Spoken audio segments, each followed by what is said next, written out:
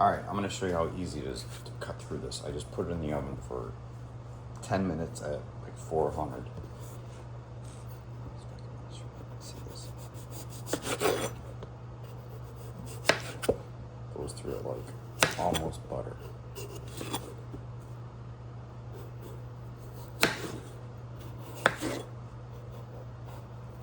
This used to take me legit. I can't even tell you how long. I couldn't even get my knife through it because they're so hard. So when you get to here, basically, kind of curve it around.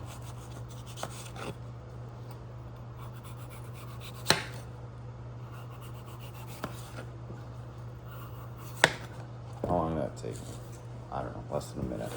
So what I do with this is I half it,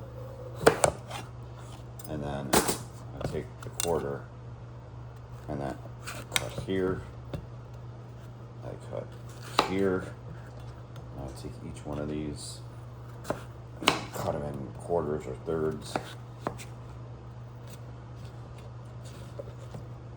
and then I cut them, each one of these like in thirds or quarters. That's it. Doesn't take long at all anymore. You can pre-cook them, preheat them.